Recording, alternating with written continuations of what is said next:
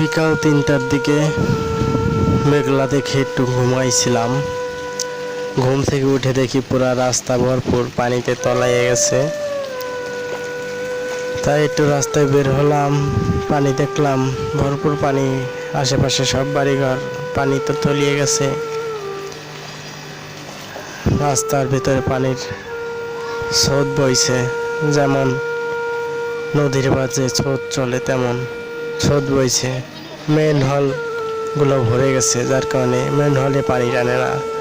এখন উল্টা দিকে মেন রাস্তার দিকে পানি প্রবাহিত হচ্ছে।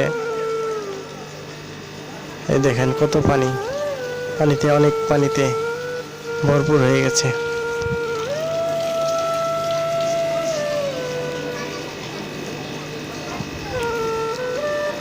আর আমি একটু অবাক হলাম যখন আমি ঘুম থেকে উঠে দেখি বৃষ্টিতে পুরাই পানি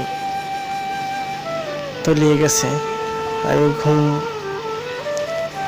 হঠাৎ আমার বড় ভাই ফোন দিছে, আমি ঘুমিয়েছিলাম।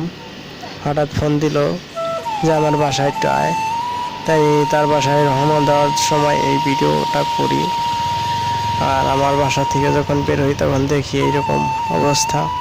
যখন বের হই তখন দেখি চারপাশে পানি আর পানি, এদিকে ওদিকে দুদিকে পানিতে ভরপুর। বাড়িঘর, আশেপাশে যত বাড়িঘর আছে নিচা সব বাড়িঘরে পানি উঠে গেছে। তো বড় ভাইয়ের বাসায় যখন যাই, তখন বড় ভাইয়ের বাসায় যাই দেখি তার যে রুম, তার রুমের ভিতরে পানি ঢুকে গেছে।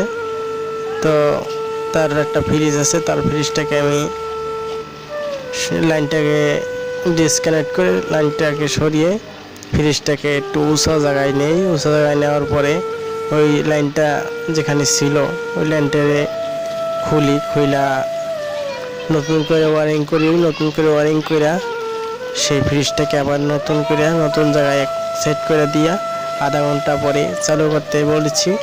কারণ ফ্রিজের যে একটা তেল থাকে লাড়াচাড়া করলে ওটা একটু উঠে গেলে ফ্রিজের সমস্যা হয়। সেই জন্য আর কি আধা ঘন্টা পরে ফ্রিজটা চালু দেওয়ার জন্য বলছি। তো আমি লাইন দিয়ে আবার রিটার্ন বাসায় আসতেছি। তো বাসায় আসার পরে আবার একটু শুয়ে থাকবো। যখন একটু পানি টানবে তখন আবার দেখবো কোথায় কি আছে, আবার একটু যাব, একটু হাঁটতে বের হব। তো ভালো থাকবেন সবাই, সুখে থাকবেন, শান্তিতে থাকবেন। আল্লাহ যাতে সবাইকে ভালো রাখে এই দোয়া করি। তো আল্লাহ হাফেজ। আর যারা ভিডিওটা দেখতেছেন মেহেরবানি করে সাবস্ক্রাইব করে দেবেন। আল্লাহ হাফেজ।